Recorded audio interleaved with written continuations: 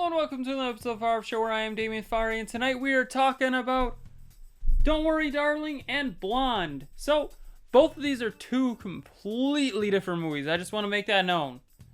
Though they kind of end up being similar, in a way. Let's talk about that here. So, let's start off with we're going to talk about Don't Worry Darling. I think it's an FAR, and I know what you're thinking, Damien, most people are reviewing it and saying it's terrible. Well, if you compare it to Blonde, this looks like a damn masterpiece. We'll get to Blonde in a second, though. So, basic info. Directed by Olivia Wilde. Screenplay by Kate Simberman? Something like that. Story by Carrie Van Dyke, Shane Van Dyke, and Katie Simberman. I think that's how it's pronounced.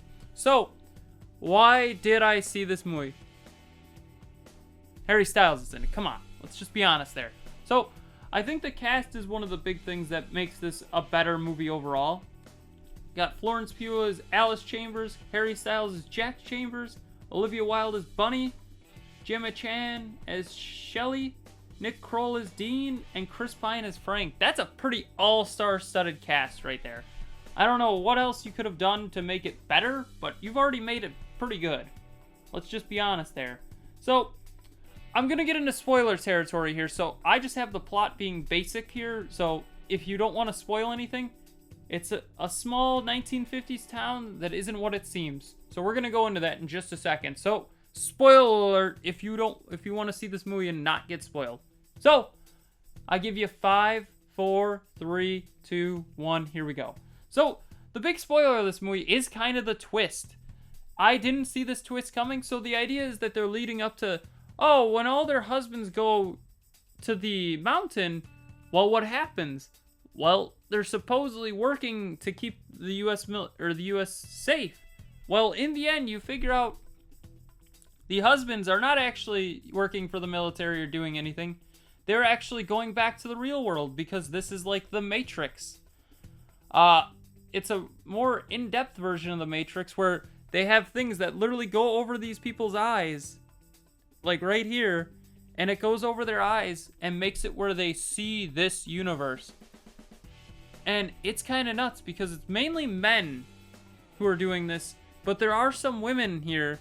But what happens is these men go back to the real world, make money, I guess, and then come back to this fake world, which is kind of weird, but sure, whatever.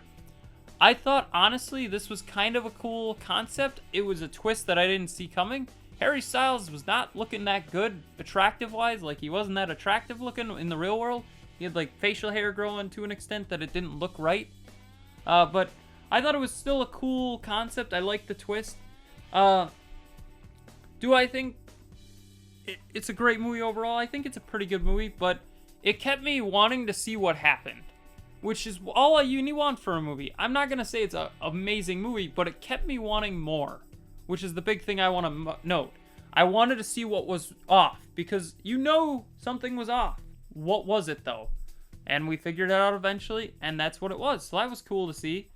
The big thing is, though, if a guy or anybody died in the actual simulation, they would die in the real world.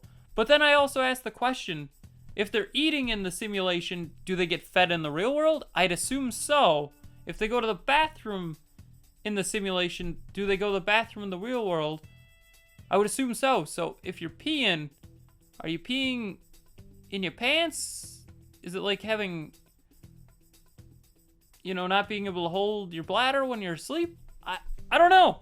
I don't want to know too much. I don't want to think about it, but that's just where my brain went after thinking about it for a day or two. Like, something's off here, but I don't know what. So, let's go to the movie Blonde, where this is directed by Andrew Dominic, screenplay by Andrew Dominic, and it's based on based on the book Blonde by Joyce Carol Oates. And the big thing to point out is this is a fictionalized take on Marilyn Monroe. It's not real, though there's probably some truth in here a little bit, but at the same time, it is not real. So, it's literally a fictionalized version of Marilyn Monroe, where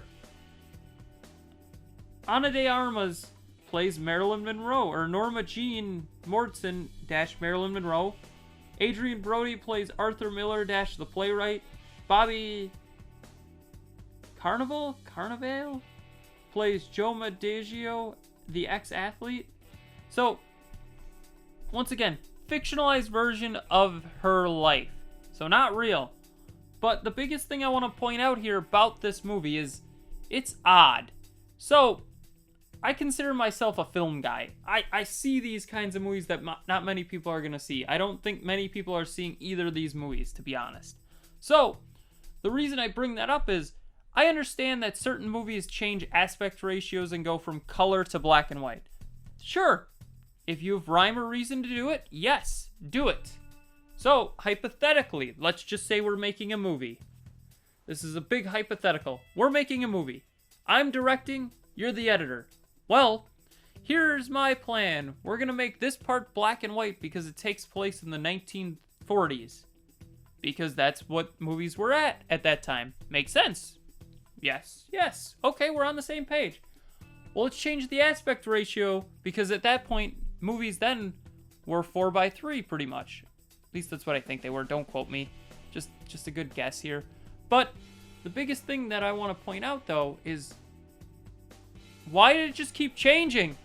There were points where it was cropped into 4:3. That's what it's called, where the black bars are on the side. I think that's technically the aspect ratio. There's probably a more, defined aspect ratio than that.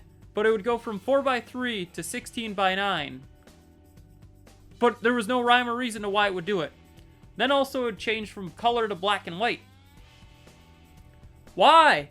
Why do you keep changing your aspect ratio and your color in black and white? So in the end, there's 2 aspect ratios. Okay. And there's color and black and white. So that's 4 different shot options just that way.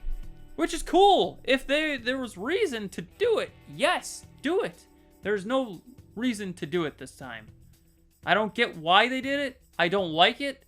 I hope it doesn't happen again, but who knows? So, honestly, I think this was a really dumb concept of changing it, and it bugs me. It makes me feel like they kind of pulled the old Michael Bay route, but at least with Michael Bay, he did it. I mean, not a positive to Michael Bay, but at least, it was every scene, the aspect ratio changed multiple times. This one did not. So that's a positive, I guess. Still a bad movie. Definitely not worth a watch. The only reason I watched it is Ana de Armas was in it, and she was really good as Marilyn Monroe. I know what you're thinking. Damien, do you even know who Marilyn Monroe is? Yes.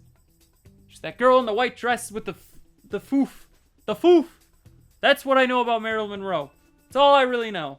So, in all seriousness, Blonde is not good. Don't Worry, Darling is kind of hit or miss, but we'll see. So, did you see either of these movies? Tell me in the comments below. Don't forget to like, share, comment, subscribe, hit that bell icon, and have a far off night.